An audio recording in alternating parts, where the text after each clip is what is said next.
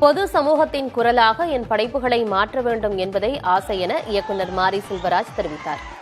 இருப்பாளர் கலைக்கல்லூரியில் நடந்த நிகழ்ச்சியில் இயக்குநர் மாரி செல்வராஜ் பங்கேற்று பேசினார்.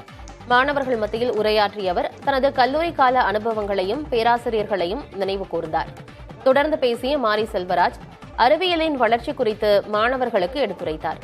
வாசிப்பின் முக்கியத்துவத்தை தனது அனுபவங்கள் வழியே பகிர்ந்து கொண்டார். இன்னைக்கு நம்ம அத்தனை பேர்த்தையும் அது மாத்திருக்கு. நீ அத்தனை பேர்த்தையும் அது காலி பண்ணிருக்கு. நீ யார் உனக்கு சொல்ல வச்சிருக்கு, நீ யாருக்கு புரிதல் உனக்கு ஏற்படுத்தியிருக்கு, எதை சொல்லணும் எதை சொல்லக்கூடாது அப்படிங்கிற பயத்தை உனக்கு உருவாக்கி இருக்கு. எது சொன்னா இங்க உடனே வெளியே போய் நீ இஷ்டத்துக்கு ஒண்ணு பண்ணி, இஷ்டத்துக்கு ஒண்ணு செஞ்சு, இஷ்டத்துக்கு உனக்குள்ள பெருமைகளை உருவாக்கி ஏதாவது ஒண்ணு பண்ணிட முடியும் அப்படிங்கிற நம்பிக்கையை உடச்சு சுக்குனு ஆக்கி இருக்கு. காலி பண்ணிடுவாங்க. நீ எவ்வளவு பெரிய ஆளா வேணா இருந்துட்டு போ.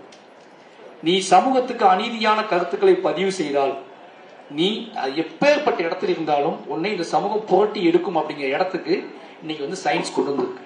நான் இத்தனை புத்தகங்களை வாசிச்சிருக்கேன். நான் வாசிக்க எனக்கு இந்த வாழ்வு உனக்கு கற்பிச்சு கொடுத்துருக்கு. இந்த வாழ்வு பொறுமையை கற்றுக் கொடுத்துருக்கு. எனக்கு நான் நிலையான ஒரு விஷயத்தை நம்புவேன்.